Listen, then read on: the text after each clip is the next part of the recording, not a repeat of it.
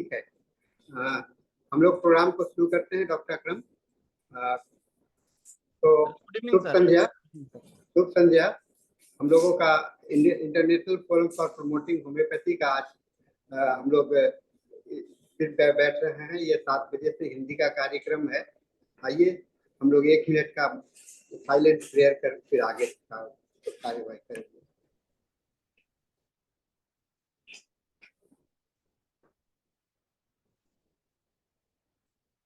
धन्यवाद। जैसा कि आप जानते हैं, international forum for promoting homeopathy प्रतिदिन 7 बजे से 8 बजे तक हिंदी में और 8 से 9 अंग्रेजी में और 9 से 10 मलयालम में ये निरंतर डेली बेसिस पर हो रहा है। और इसमें हम लोग प्रतिदिन हम लोग को एक नए स्पीकर को आमंत्रित करते हैं। आज इसी क्रम में हम लोगों के बीच में डॉक्टर अकरम खान जी हैं, जो डॉक्टर एलएम खान के सुपुत्र हैं। आपने पहले भी इनके लेक्चर्स को सुना होगा। डॉक्टर एलएम खान के साथ साथ सानिध्य में रह करके ये एक सेकेंड जनरेशन, अपने फैमिली के सेकेंड जनरेशन होम्योपैथी हैं और बचपन से ही होम्योपैथी से जुड़े रहे हैं। इन्होंने Neminath homeopathic medical college Agra से इन्होंने BHMS किया है। फिर अभी अपना वेबिनार की क्लास भी कई चलाते हैं और कई कॉन्स्टिट्यूशनल मेडिसिन पर भी इन्होंने काम किया है। और आज हम लोगों के बीच डॉक्टर अकरम डॉक्टर एलएम खान के साथ में इनका जो अनुभव है और जो इन्होंने सीखा है उसे हम लोग के साथ में साझा करने जा रहे हैं। मैं डॉक्टर अकरम जी को आमंत्रित करता हूं अपना प्रेजेंटेशन शुरू करने के लिए। थैंक यू डॉक्टर अकरम, आप अपना प्रेजेंटेशन शुरू कर सकते हैं। Thank you so much sir, and special thanks to Sahani sir for inviting me in such a great platform, and I'm very junior to speak in front of like legends teacher Sahani sir. So अगर इस discussion में अगर मुझसे कोई कमी रह जाए तो सर उसको प्लीज थोड़ा फाइन कर दीजिएगा, क्योंकि अभी हम बहुत जूनियर है, सीख रहे हैं।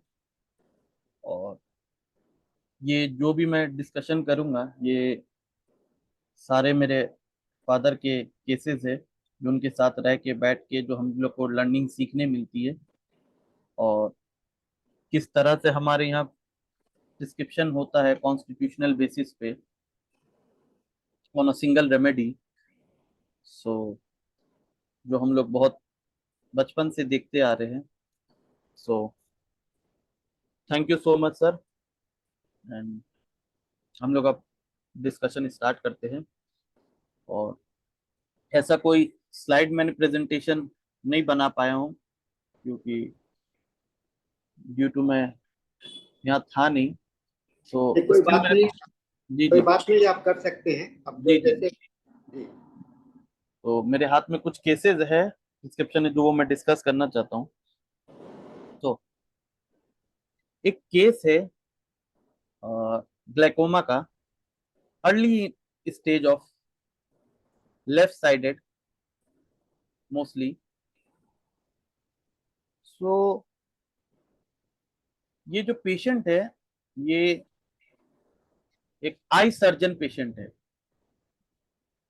आई सर्जन है, इनके फादर भी आई सर्जन है, ये पेशेंट भी जो जिनका केस है वो भी बहुत रिनाउंड आई सर्जन है हमारे यहाँ के, कोलकाता के। इनके फादर भी बहुत रिनाउंड आई सर्जन है।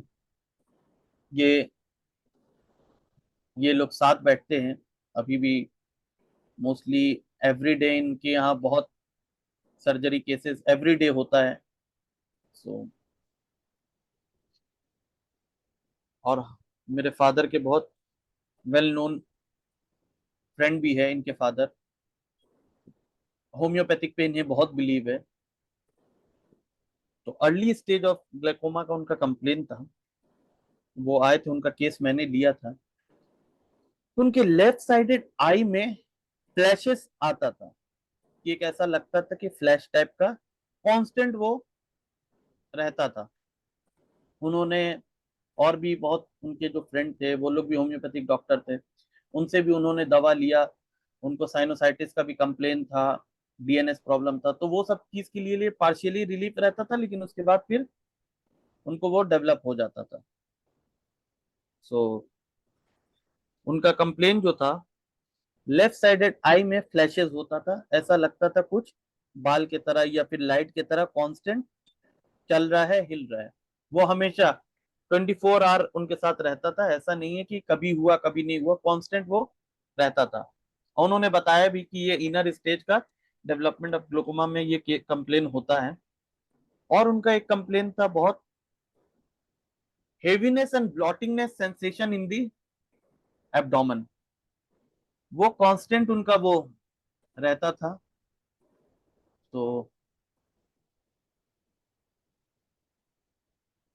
6 से 8 के बीच में उनको ये ब्लॉटिंग शाम के वक्त उनको मोस्टली होता था। वीएस टू कोल्ड टेंडेंसी रहता था, और डीएनएस प्रॉब्लम था, डेविएटेड नेजल सेप्टम था उनको, लेफ्ट साइडेड। और हाथ में कांस्टेंट स्वेटिंग रहता था, उससे भी वो बहुत परेशान रहते थे।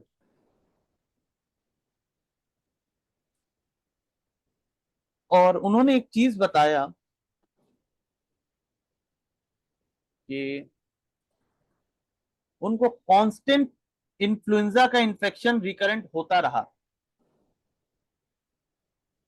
और कांस्टेंट इन्फ्लुएंजा का जो इनको इन्फेक्शन होता रहा, उसके लिए वो 3 साल लगातार इन्फ्लुएंजा का वैक्सीनेशन लेते रहे। आफ्टर दैट उसके वो कमी आ गया, जो उनको रिकरेंट टेंडेंसी रहता था सर्दी खांसी वगैरह का। और गैस्ट्रिक में गैस्ट्राइटिस इरोजन उनको हुआ था बहुत पहले। Family history background, tuberculosis, father को अंकल को उनके बहुत, ड्यू टू वो कहे कि उस वक्त गुर्बत का वक्त था जब उनके फादर लोग छोटे थे, तो ड्यू टू मैल न्यूट्रिशन की वजह से ट्यूबरकुलोसिस का ये उन लोग को कंप्लेन था। उनके डिजायर में उन्होंने बताया कि उनको दूध का शौक बहुत है, लेकिन दूध पीने से उनका जो ब्लॉटिंग सेंसेशन, हेवीनेस जो रहता था, वो उनका बढ़ जाता था। Extreme Dzire for the milk and aversion from the milk, ये उनका था। और डिसलाइक फैट,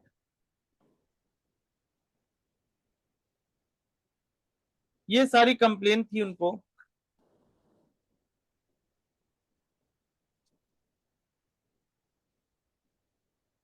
तो ये ओवरऑल और भी बहुत सी सारी चीज थी। मलेरिया उनको पास हिस्ट्री में था, मिजल्स था, मम्स हुआ था एट द एज ऑफ 10 में। तो ये सारा चीज कंसीडर करते हुए, जब उनकी मेंटल कंडीशन हम लोग ने जब डिस्कस किया, जब पापा ने पूछा, वो 15 साल से 12 साल से अपने फादर के साथ, उनके साथ क्लिनिक में बैठते हैं कांस्टेंट। तो उनके साथ जब बैठना रहता था, तो बहुत सारे पेशेंट जो आते थे, तो वो कहते थे कि जब उनका अर्ली टाइम था, जब लेट में भी, कि हमको बड़े डॉक्टर साहब को दिखाना है, आप उनसे एक बार दिखलवा दीजिएगा, आपसे मैं दिखा लूंगी, लेकिन उनको एक बार दिखा देती तो वो ज्यादा। तो ये कांस्टेंट उस टाइम से, अर्ली टाइम से उनका ये कॉन्फ्लिक्ट और इंसल्टिव फील उनके अंदर रहने लगा। और इस चीज का उनको बहुत इंसल्टिव फील, वो अपने अंदर कभी, अब बहुत कम बोलने वाले, बहुत माइल्ड टेम्परामेंट के, ज्यादा बात करना पसंद नहीं उनको। तो ये सारी चीज वो अपने अंदर रखते रहे। जब ड्यूरिंग द केस टेकिंग, जब उनसे पूछा गया, तो वो बोले आज भी मुझे बहुत सारे पेशेंट, कोई कोई ऐसे हैं जो पुराने, जो उनको दिखाने के लिए आ जाते हैं और कहते हैं कि मैं बड़े डॉक्टर साहब को दिखाऊंगा, वो कब बैठेंगे। तो वो उनको लगता है कि आज मैं इतना ऑपरेशन आंख का कर चुका हूँ, इतना अच्छा सर्जन हूँ, इतना फाइनेंस आ गया है, उसके बाद भी लोग मेरे फादर को ढूंढते हैं एज कंपैरिजन टू मी। तो ये अच्छी बात है ड्यू टू, लेकिन उनको फिर भी वो थोड़ा लगता है कि अरे कोई भी है, वो भी है, तो दिखा लेंगे, आप भी दिखा लें। वो ऐसा बोले, लेकिन ये उनका कांस्टेंट इंसल्टिव फील टिल अभी तक प्रेजेंट है, अब वो चल रहा है। तो ड्यू टू होल और भी बहुत सारे केस है, पॉइंट है जिसको मैंने डिस्कस नहीं किया। जो मेन हमारा जो डिस्कशन है वो कि एक्सपीरियंस क्या है, तो हम लोग क्या सीख रहे हैं, जो मैं अपने फादर से सीख रहा हूं कि किस सिम्टम का सबसे ज्यादा इंटेंसिटी है, जो आज तक, जो उनको 10-12 साल से जो कॉन्फ्लिक्ट होता आ रहा है वो टिल अभी तक परसिस्ट है, अब वो जा रहा नहीं है। और वो intensity feeling in as the patient and in as in a book as with the same similarity. जो आपके किताब में जिस सिम्टम का जितना इंटेंसिटी है, वो पेशेंट में सेम इंटेंसिटी अगर मिलता है, तभी वो मेडिसिन आपका वर्क करता है। तो ये सारे जितने अदर सिम्टम थे, उससे सबसे ज्यादा प्रोमिनेंट था constant insultive feeling since last 12 to 15 years। अब वो ज्यादा बोलना नहीं, वो गुस्सा सप्रेशन अपने अंदर रखना।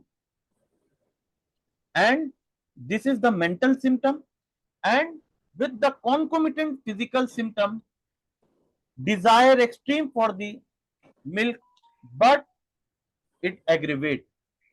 पसंद है लेकिन वो बॉडी से रिफ्लेक्ट कर दे रहा, बॉडी उसको एक्सेप्ट नहीं कर रहा, इनटॉलरेंस ऑफ मिल्क हो रहा है, उससे ब्लॉटीनेस सेंसेशन ये डेवलप हो रहा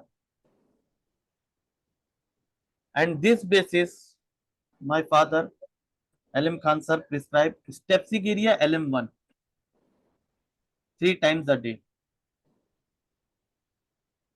उसके बाद 10 दिन के बाद 2 टाइम, फिर 1 टाइम। तो वो उनका, ये जो पेशेंट है वो उनका कांस्टेंट कांटेक्ट मुझसे रहता है। तो ये दवा लेने के बाद सारे सिम्टम उतना गया नहीं जितना आंख का उनका फ्लैशेस वाला सिम्टम, वो बोले खत्म ही हो गया मेरा, अब मेरा विजन क्लियर हो गया है, अब वो मुझे दिखता है प्रोमिनेंट। तो उनका ड्यू टू बिजी शेड्यूल की वजह से वो कांस्टेंट ट्रीटमेंट नहीं ले पाए। एक महीना जब लिए उनको बहुत ज्यादा रिलीफ मिला, तो वो सोचे कि थोड़ा वेट करके हम और अदर अपना देखते। जब 2 महीना ये मेडिसिन उन्होंने छोड़ दिया, फिर उनका वापस से आई फ्लैशेस वाला जो सिम्टम था वो वापस आ गया। तो फिर अगेन वो जब हमारे पास आए फॉलो अप के लिए, वो ज्यादातर आए कि ब्लॉटिंग हो रहा है, ये हो रहा है। तो पापा ने एक सिम्टम पूछा, ये वो फ्लैशेस वाला कैसा है? बोले वो पहले खत्म हो गया था, लेकिन वो अब फिर आया। तो पापा ने कहा कि अभी भी आपके अंदर वो फीलिंग अपने फादर के साथ जो कॉन्फ्लिक्ट वाला है, इंसल्टिव वाला, वो अभी भी आपके अंदर है? उन्होंने कहा हाँ, वो अभी भी। देन पापा ने कहा अगेन गिव स्टेप्सिगेरिया LM1 पोटेंसी, क्योंकि 2-3 महीना उनका मेडिसिन डिसकंटिन्यू हुआ था, तो इसीलिए फिर 1 से दिया गया उनको। तो फ्लैशेस वाला जो उनकी जो प्रॉब्लम है, अब ब्लॉटिंग ब्लॉटिंग थोड़ा कांस्टेंट रह रहा है, और तो उससे उनको काफी फ्लैशेस वाली आंख में, ब्लॉटिंग में थोड़ा, फ्लैशेस वाली तो एकदम खत्म हो गई, ब्लॉटिंग वाला थोड़ा रह रहा है, और वो कंटिन्यूएशन अभी चल रहा है। तो मेंटली इतना strong symptom, feeling of insult, anger, insultive suppression, और ये बात किसी से शेयर भी नहीं कर सकते। तो वो कांस्टेंट इतने सालों तक इनबिल्ड रहना, दबा रहना और उनके डायग्नोसिस वॉट एवर में बी द पैथोलॉजी, अगर वो सिम्टम इतना डोमिनेट कर रहा है कि उनके सारे फिजिकल और मेंटल को ट्रिगर कर रहा है और ड्यू टू डायग्नोसिस का डेवलपमेंट कर रहा है, तो हमें ऐसी रेमेडी देनी चाहिए कि जो फिजिकल और मेंटल दोनों पे कवर करे। तो स्टेप्सिकेरिया जो हम लोग सब जानते हैं कि anger suppression and feeling of the insult, और एक उसका सिम्टम है जो मेरे फादर ने डिस्कस किया था, हमें बताया था, और उसका बहुत अच्छा डीप एक्सप्लेनेशन उन्होंने दिया था कि एक सिम्टम है रिजर्व डिस्प्लेजर। एलेंस की नोट में स्टेप्सिगेरिया, नाइट्रम म्यूर, इग्निशन, ये सब रेमेडी ऐसी है कि जिसका रिजर्व डिस्प्लेजर की इज्जत का, इसका जो मीनिंग होता है रिजर्व डिस्प्लेजर का, मैं बहुत शॉर्ट में बोल रहा हूँ कि जो पापा ने डिस्कस किया, जो हमें बताया कि रिजर्व डिस्प्लेजर क्या होता है, कि अपने प्लेजर, अपने ख्वाहिश, अपनी फीलिंग, अपने जज्बात को कोई दुख पहुंचाए, दबा दे, मार दे, ऐसा लगता है कि मेरी इज्जत को रोन दिया गया है, वैसा फीलिंग अगर आए तो that's the meaning of the reserve displeasure.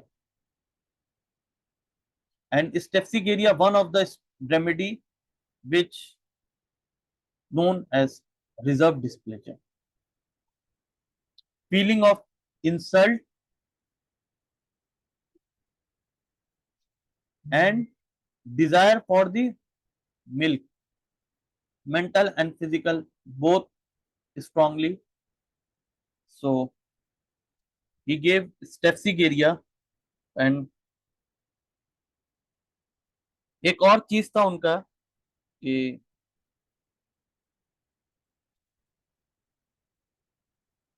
Recurrent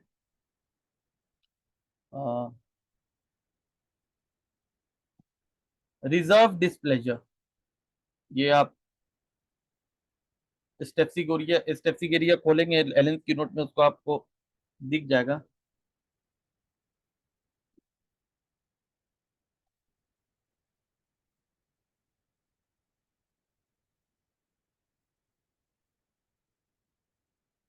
और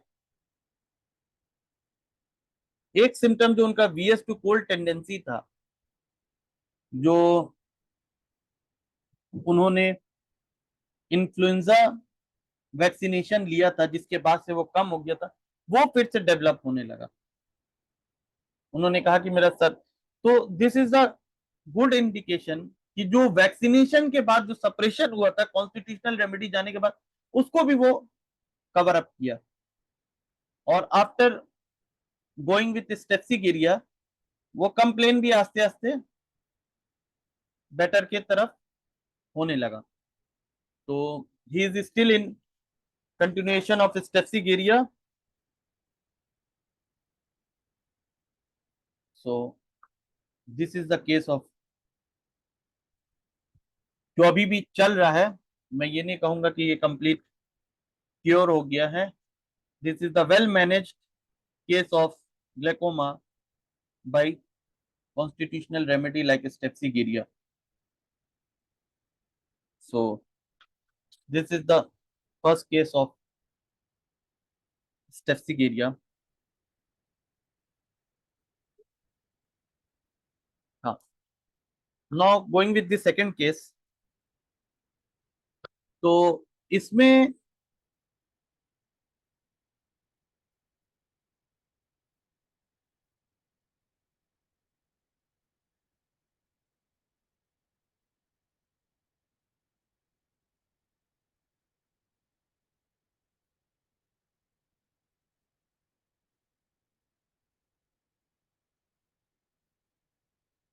हाँ, तो a case of adenoids and inferior turbinate hypertrophy. So in this case,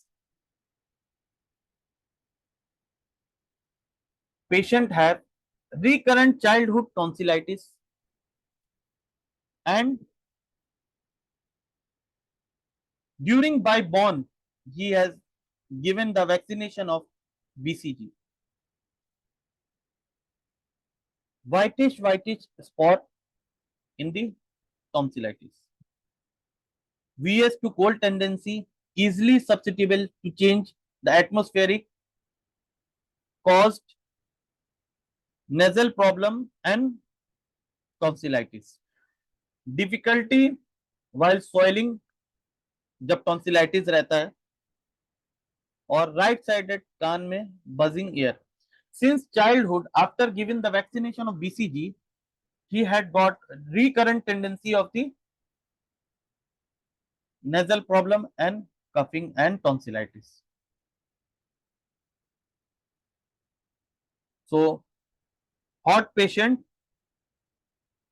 sweating, especially on the nose and back, offensive, desire for the cold drinks, beef, and sweet.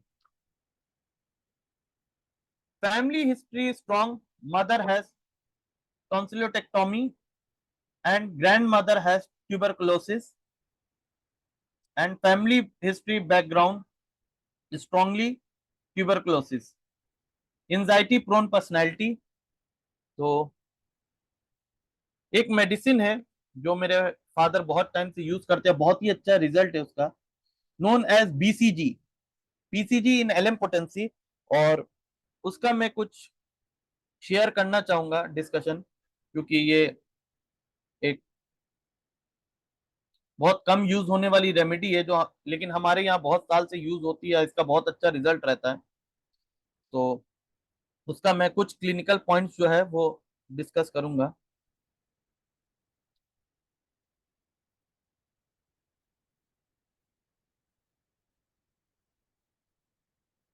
तो ये जो है mostly ये जो बना है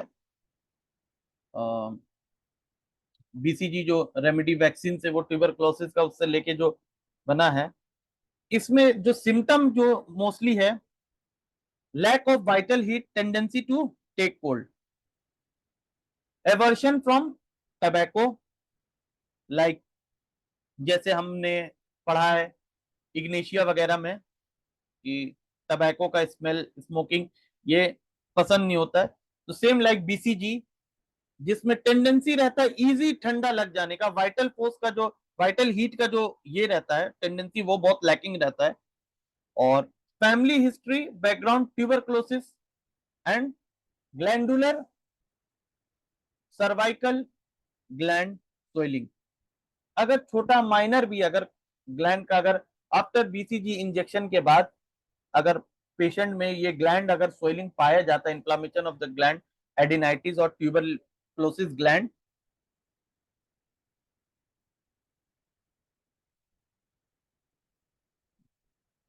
bronchitis, cold, eosinophilia, gland disorder, lungs disorder, tuberculosis, and bad effect of the vaccination, especially BCG injection. Constitutionally same like as tubercular person. हाँ, in case of, ये तो अभी इस केस के बारे में डिस्कस कर रहा हूं, लेकिन specially paralysis of the bladder, अगर फैमिली हिस्ट्री या फिर बैकग्राउंड ऑफ द पेशेंट अगर ट्यूबरक्लोसिस है और उस पेशेंट में ब्लैडर में सिस्टाइटिस या paralysis of the bladder, incontinence of urine अगर होता है, तो BCG is the best remedy. And appetite जो रहेगा, हमेशा भूख बर्दाश्त नहीं होगा, उसको भूख लगता रहेगा कांस्टेंट। एज्मा इन चिल्ड्रन, एजमेटिक पर्सनैलिटी रहेगा, हर वक्त सांस फूलेगा, दम घुटेगा, and icy coldness nose, profuse sweating and icy coldness nose. And one symptom is strong, which we mostly prescribe in the cases of the mostly adenitis, like lungs complaint, adenitis, hypertrophy, and other like disease, VS2 cold tendency, VS2 cold personality without any pathology, allergic rhinitis, this like of symptoms, and easily susceptible to cold, history and the vaccination of BCG, glandular swelling, especially in the cervical or submaxillary or submental gland, lymph node swelling, or any gland around the neck, and patient has severe constipation.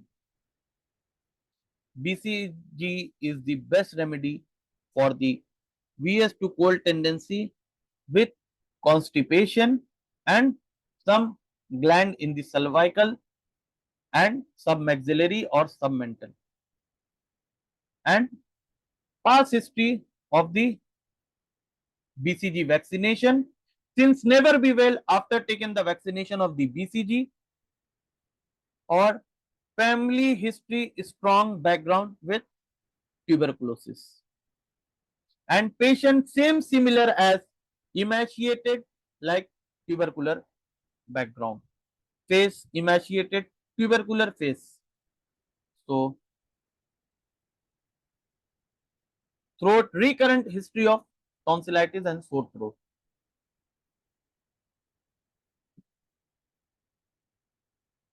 Hahnemann proving was conducted by O.A. Julian. ये भी made of stock Mycobacterium tuberculosis. So these are the symptom of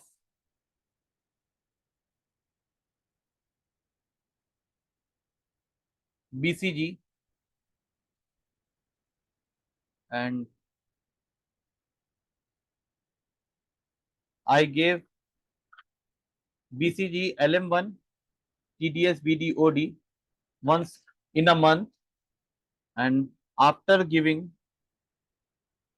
the recurrency easily with the susceptibility of the cold is much better after taking the BCG, and patient is still is in treatment and much better after giving the BCG.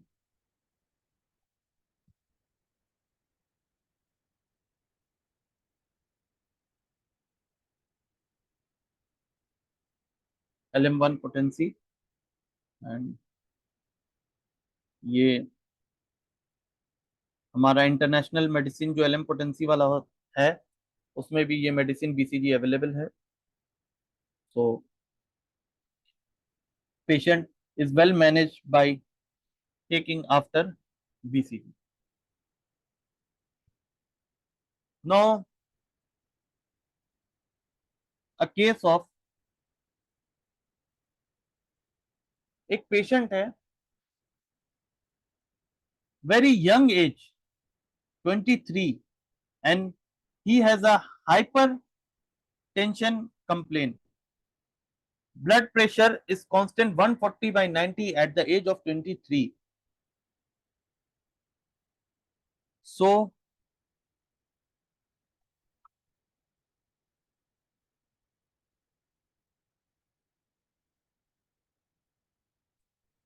and since 2018 he has frontal sinusitis complaint,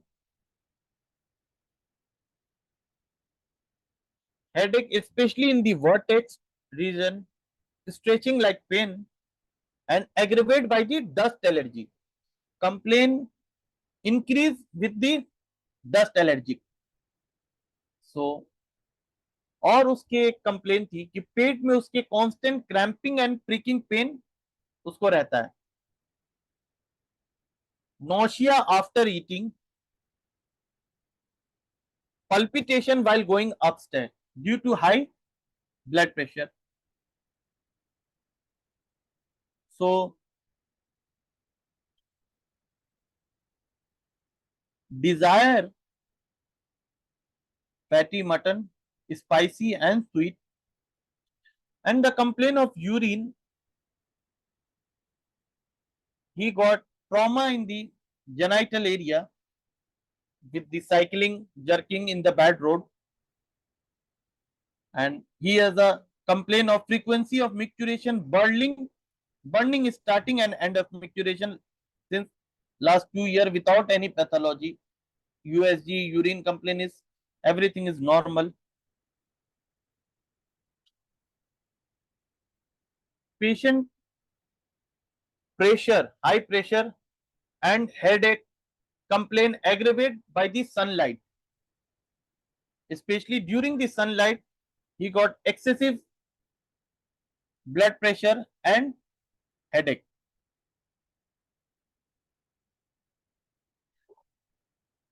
One strong symptom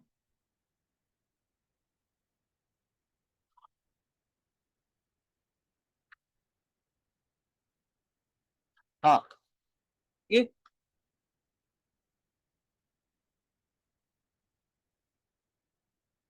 एक उसका ये भी history था। जब मैंने कहा कि उसका इतने कम एज में इतना हाई प्रेशर रहता है, तो पापा ने उस वक्त मुझे पता नहीं था, पापा ने उस वक्त मुझे बताया कि बहुत से पेशेंट का ऐसा होता है कि सर में अगर चोट लगता है या कभी ऐसा चोट लगता है जिसकी वजह से भी अर्ली एज में हाई ब्लड प्रेशर का वो डेवलपमेंट होता है ड्यू टू ट्रॉमेटिक प्रेशर। तो मैंने उसकी हिस्ट्री में पता किया तो उसका फॉलिंग फ्रॉम द हाइट, वो बहुत 2 फ्लोर या फर्स्ट फर्स्ट फ्लोर के शायद हाइट से वो एक बार गिरा था। आफ्टर 1 ईयर उसके बाद से उसका वो प्रेशर वाला वो डेवलप हुआ था। And past history, history of bite of rat bite, बिल्ली नोचा था उसको 2-3 बार, वो भी वैक्सीनेटेड बिल्ली था। और उसके फादर को डॉग बाइट का हिस्ट्री था और उसे भी डॉग बाइट का हिस्ट्री था।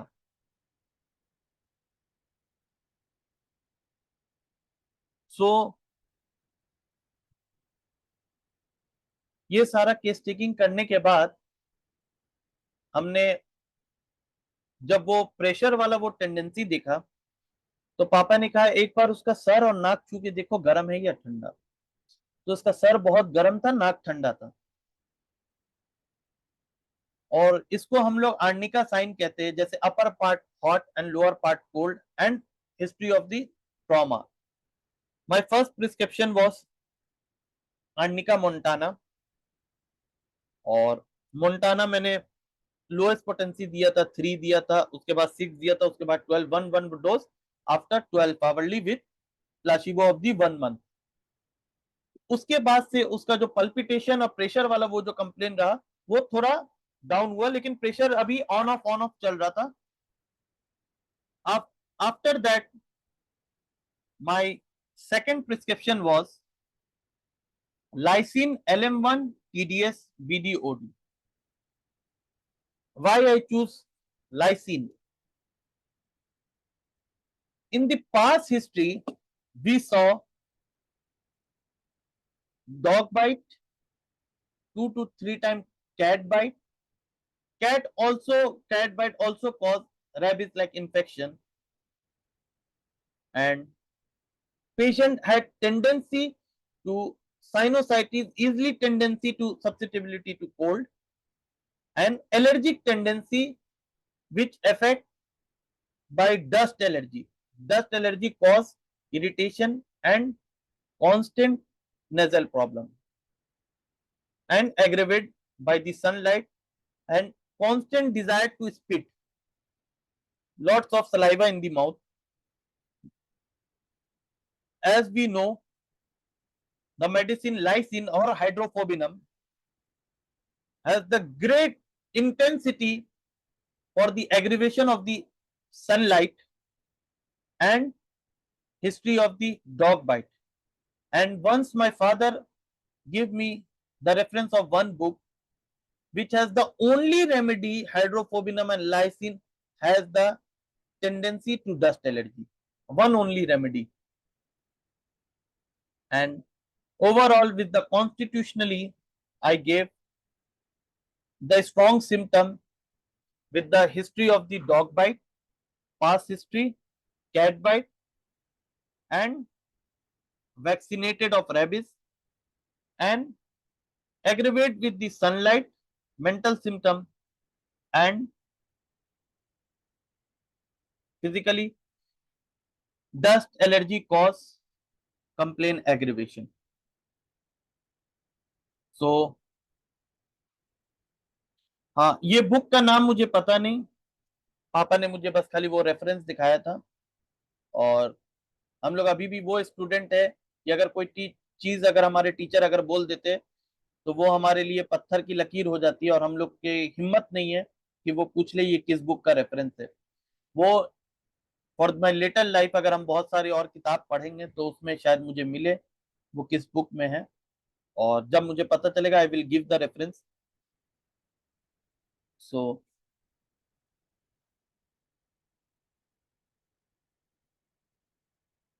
In this case after giving the Montana Montana with the history of falling and upper part hot, lower part cold. And after that 1 month, give the following of lysine LM1 potency. Patient is still under my treatment and hope will give good result. And एक second.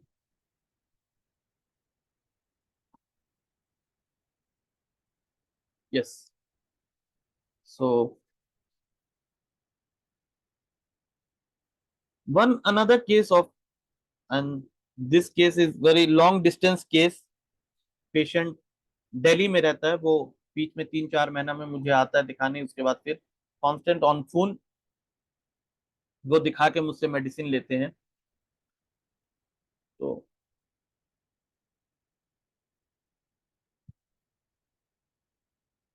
ये जो case था, एक lady है 70 years की, उनके आंख के ये कोने में एब्सेस डेवलप हुआ है, और उनको कोई कंप्लेन थी आई की, उसके वजह से उन्होंने इंजेक्शन लिया था। तो आफ्टर इंजेक्शन के बाद उनकी आई की जो नर्व थी उसमें किसी तरह का रप्चर हो गया था, और आफ्टर रप्चर के बाद उनका एब्सेस डेवलप होने लगा, वाटरी डिस्चार्ज होने लगा, कांस्टेंट उसके साथ फीवर रहने लगा, और उस वजह से उनको एंटीबायोटिक वगैरह ये सब खाना पड़ा। लेकिन since I think he is under my treatment from last 1 year, और आफ्टर 1 ईयर में एक भी उनको एंटीबायोटिक मेडिसिन खाना नहीं पड़ा। एंड जब वो मेरे पास आई थी, उसको मैंने आई सर्जन के पास भी भेजा था देखने के लिए कि ये क्या कंप्लेन है। तो उन्होंने कहा कि इजिली इनको, मतलब कि बहुत जल्दी सर्जरी कराना होगा, आई का जो कंप्लेन है, नहीं भी तो आई डैमेज भी हो सकता है। तो जो मैंने स्टार्टिंग में जिनका केस मैंने बताया था आई सर्जन का, उन्हीं के पास मैंने भेजा। तो मैंने कहा उनको कि मैं 3-4 महीना अपने अंडर ट्रीटमेंट में रखना चाहता हूँ, उसके बाद फिर कुछ ऐसा सीवियर होगा तो मैं आपको भेजूंगा सर्जरी के लिए, अदरवाइज इतना जल्दी तो नहीं है सर्जरी का। तो उन्होंने भी कहा कि नहीं, आप अपना टाइम लीजिए। तो watery discharge, sticky discharge from the I, itching in the left eye where ruptures। तो ये सारा कंप्लेन था। Family history with the strong background of cancer, mother has CA breast, भाई को उनको कैंसर था, उनकी जो आंट थी बुआ थी उनको कैंसर था, उनके हस्बैंड को गॉल ब्लैडर कैंसर था, उनके मामा को इंसेनिटी था, पागलपन, और एक चीज था उनको फियर ऑफ कैंसर था उनको। और एक कंप्लेन बहुत ही अच्छा उनको, उनका चेहरा जो था बहुत ही क्रैम्प, आंख हमेशा बंद उनका रहता था, क्रैम्पिंग, उनको आंख खोलने में डर लगता था। उसका मैंने इंसिडेंट पूछा तो उन्होंने बताया कि 1992 में जब राइट्स हुआ था, उस वक्त उन्होंने अपने आंखों से देखा था बहुत लोग को कत्ल होते हुए, मर्डर होते हुए इस तरह। तो उसके बाद जो उनको जो डर बैठा, उनके बाद से उनका आंख हमेशा मोस्टली बंद रहता है डर की वजह से, और चेहरा में बहुत क्रैम्पिंग रहता है, हमेशा लगता है चेहरा खिंचा रहा है। तो पहले हम लोग ने उन्हें कार्सिनोसिन 30 दिया, TDS वीकली करके, कि हर हफ्ते में, वीक में कोई भी एक दिन 3 टाइम करके लेना है, 12 डोज के करीब। तो उसके बाद उनका जो लेफ्ट आई से पल्स था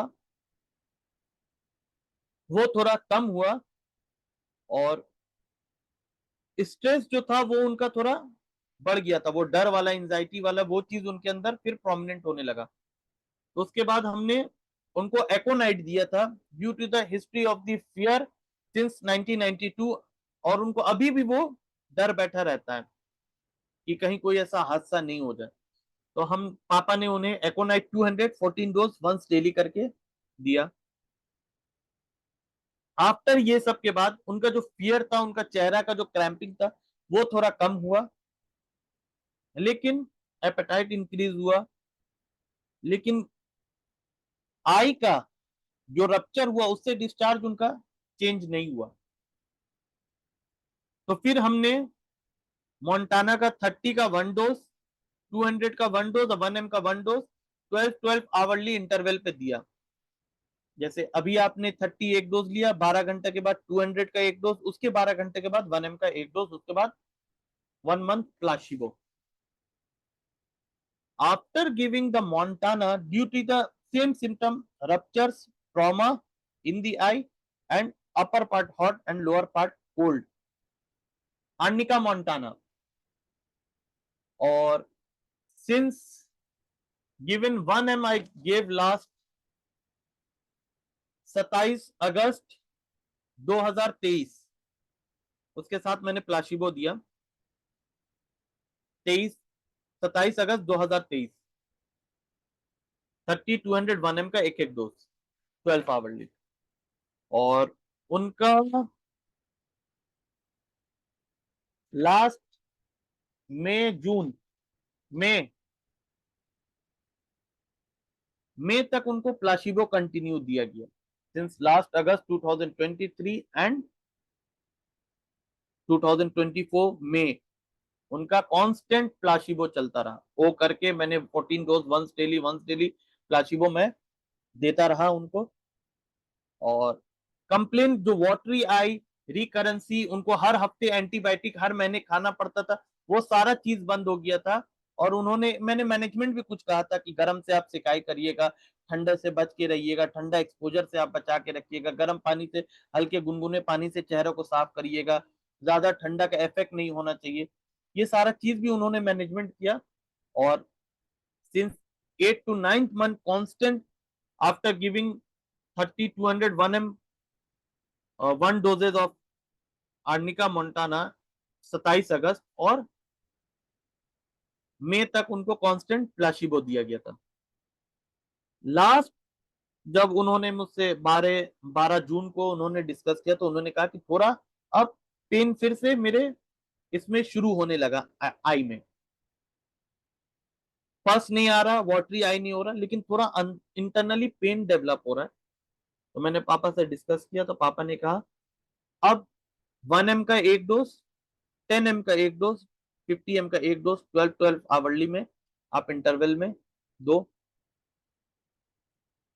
और उनको अलग से मैंने प्लासिबो दिया, अगर in case complain will aggravate, तो आप उनको प्लासिबो को आधे कप पानी में मिला के 5-5 मिनट में आप उनको लीजिएगा, आपको आराम मिल जाएगा। तो आफ्टर टेकिंग दैट मेडिसिन उनको कोई ऐसा एग्रीवेशन नहीं हुआ, दर्द में कमी आया है। और जो डॉक्टर कह रहा था 2-3 महीना में आपको इंस्टेंटली ऑपरेट कराना पड़ेगा आपके अंदर आई के एब्सेस में, नहीं तो आई आपका डैमेज हो जाएगा। और उनको मैंने फिर दोबारा उस पेशेंट को भेजा, जब वो आई यहाँ पे दिखाने के लिए, तो उन्होंने कहा अभी भी पहले से बेटर कंडीशन हुआ है, जो रप्चर है वो पहले से हील हुआ है आफ्टर गिविंग द मोन्टाना। तो मैंने मना कर दिया कि नहीं, आप इस ट्रीटमेंट में रहो, और hope good for the further. 1 साल अंडर ट्रीटमेंट मुझसे हो गया है। और जो कंप्लेन था उनका, रप्चर आई, एब्सेस जो डेवलप होता था, एंटीबायोटिक इन्फेक्शन हो जाता था, एंटीबायोटिक खाना पड़ता था, वो सारा कंप्लेन अभी नहीं है उनका। Much better result, and she is still under my treatment. तो होप फॉर द गुड कि वो और भी जो कंप्लेन जो थोड़ा रप्चर रह गया वो जल्दी हील हो। सो this is the case of the left I abscess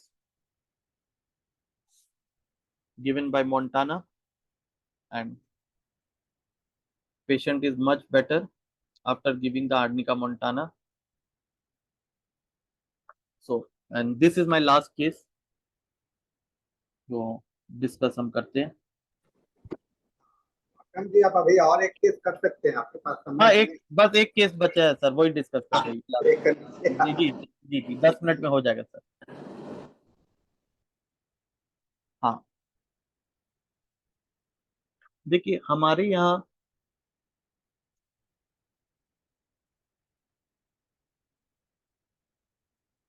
एक रेमेडी है जो मैंने अपने फादर से सीखी है, और इतना मार्वेलस रिजल्ट मिलता है। अगर उसका वो सिंड्रोम अगर मिल जाता है और वो ऐसा रिजल्ट देता है कि जैसे हमारे यहाँ कहते हैं ना, बड़े बड़े ड्रग रेमेडी जैसे देते हैं, नाइट्राम्यूल, लाइकोपोडियम जैसा रिजल्ट देते हैं, वैसा ही ये रेमेडी भी हमको बहुत रिजल्ट दिया, बहुत सक्सेस दिया है बहुत सारे ऐसे केसेस में। और इससे पहले भी वो केस में डिस्कस नहीं किया हूँ, क्योंकि इससे पहले सर का 2 सेशन हुआ था, उसमें मैंने बताया था। ग्रैंडफादर का हिस्ट्री था डॉग बाइट का, और बच्चे में, पोते में एलर्जिक का कंप्लेन था। अब मैंने हाइड्रोफोबिनम लाइसिन दिया था उसे, और उससे वो पेशेंट ठीक हुआ था, मच बेटर। वो तो अब दिखाता भी नहीं है उसका सारा कंप्लेन। तो उसको, उस पेशेंट के हाथ में ईचिंग था, एलर्जिक था, एलर्जिक राइनाइटिस था, सर्दी, मैंने लाइसिन दिया था उसको। तो जो पेशेंट वो था, उसकी मदर जो थी वो बहुत बिलीव करती है मेरे ऊपर। उनकी भी एक फ्रेंड थी कोई होम्योपैथिक डॉक्टर, तो उन्होंने इरप्शन सुना, सल्फर दे दिया। After giving the sulphur complain इतना बढ़ गया, तो हर इरप्शन, हर एलर्जिक सल्फर नहीं होता है। बैकग्राउंड क्या लेके आ रहा है जिसकी वजह से ये कंप्लेंट डेवलप हो रहा है। सो मैंने वो, पापा ने मुझे दिखाया कि कहाँ पे उसका ट्रिगर फैक्टर है जहां से ये डेवलप हुआ। उसको अगर हम कंप्लेन को तोड़ देंगे, फिर बाद में जब वो हट जाएगा, तो फिर हम जो स्टार्टिंग सिम्टम रहेगा फिर वो हम दे सकते। तो उनका बहुत कंप्लेन बढ़ गया, वो फौरन मुझे फोन की, मेरे पास आई।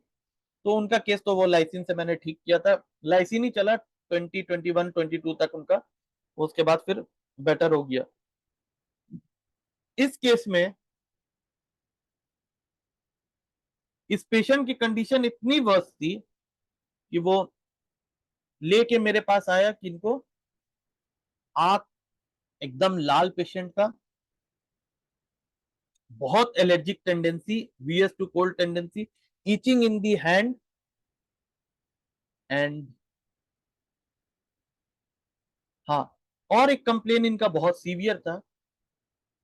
हिस्ट्री ऑफ 2 साल पहले उनको जॉन्डिस हुआ था। जॉन्डिस के बाद उनका राइट हाइपोकॉन्ड्रियन रीजन में पेन रहता था, फ्लैटुलेंस, गैस का तकलीफ होता था, और आफ्टर ईटिंग उनको स्टूल हो जाता था, कुछ भी वो खाना खाए बाथरूम चले जाते, एंड गैस पास हो जाने से उनको आराम मिल जाता था फ्लैटुलेंस में।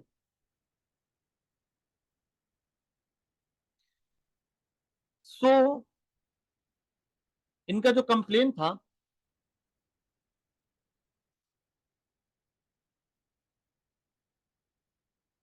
उनको जो VS to cold tendency mostly होता था वो डस्ट एलर्जी से,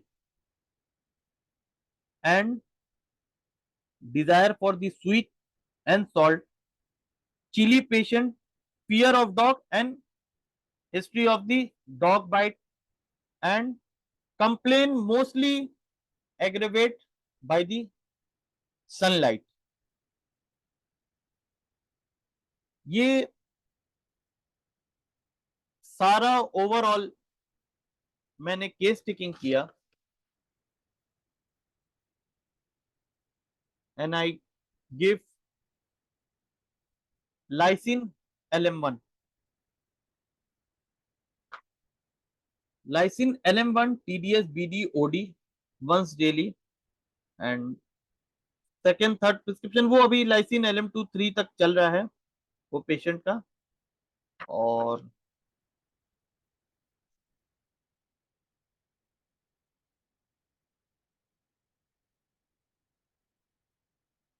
और इसमें एक चीज था कि पेशेंट डॉग बाइट के होने के बाद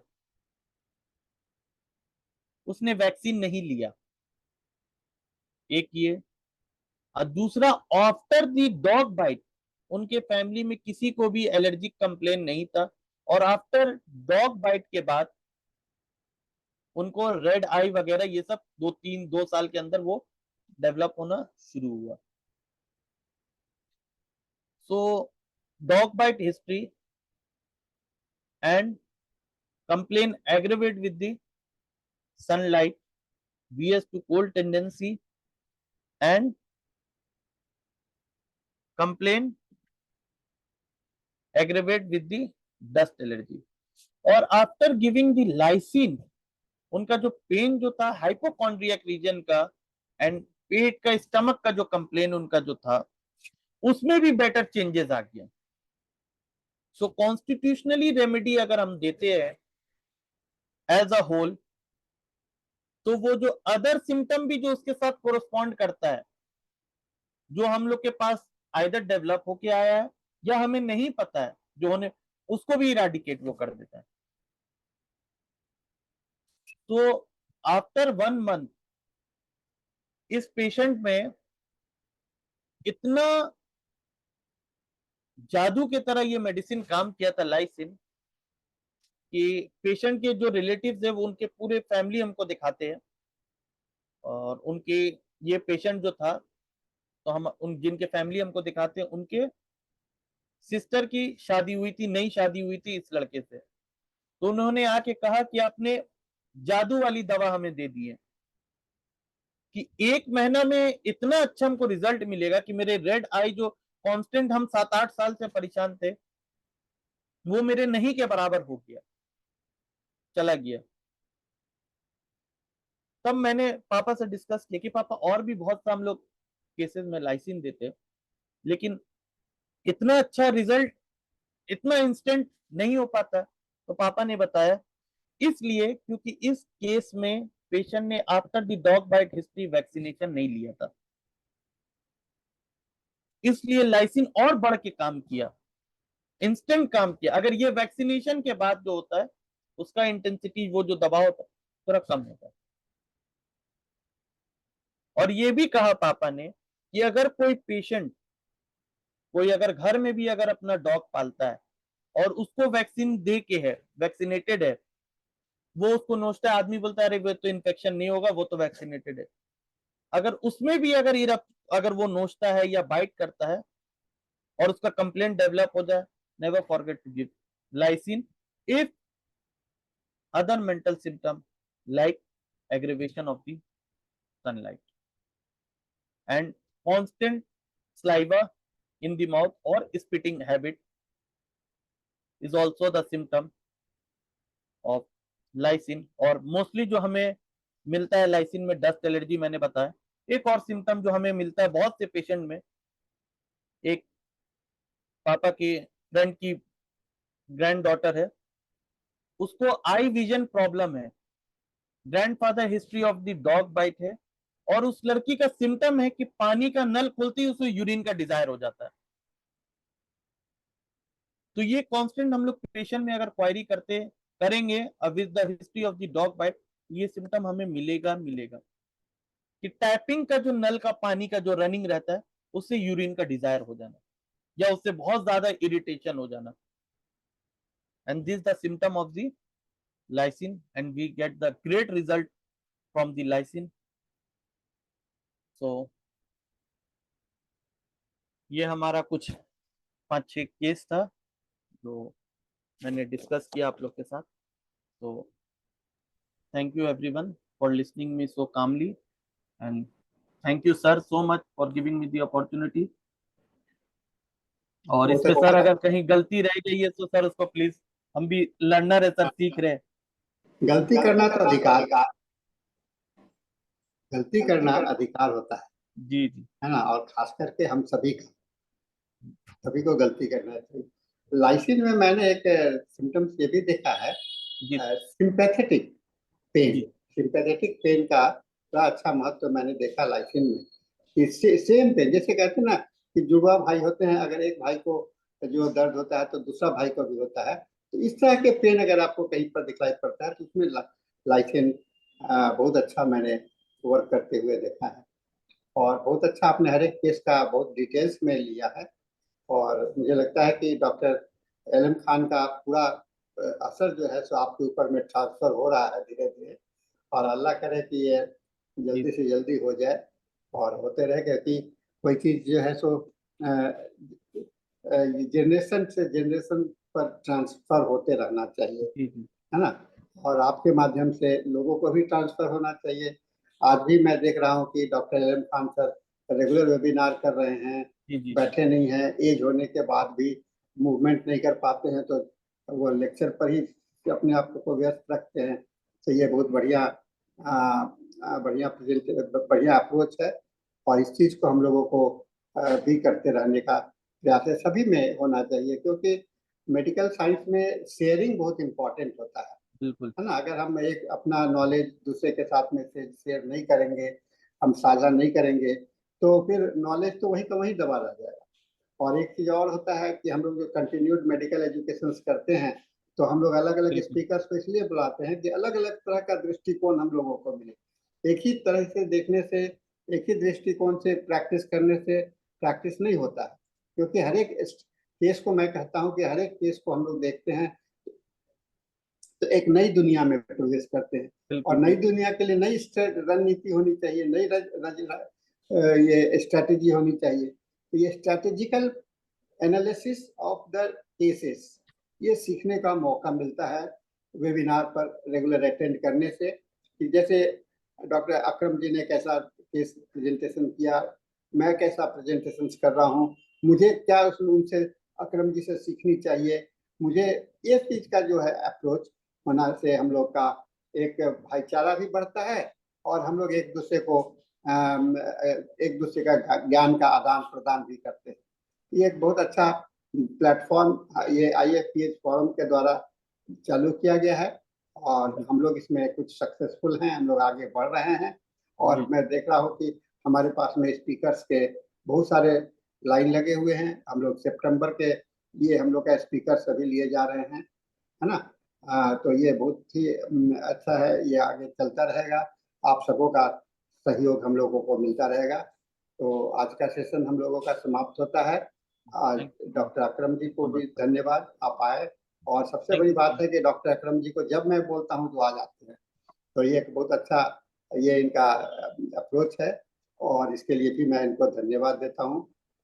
नहीं सर, नहीं और सर, ऐसा इस मत सेशन, कीजिए, हाँ, जब इस ऑर्डर दीजिएगा तब सर, बिल्कुल तब। सर, इस सेशन को हम लोग यही समाप्त करते हैं। थैंक और यू। आगे हम लोग हिंदी सेशन में, इंग्लिश सेशन के लिए forward. So over to the English session now please.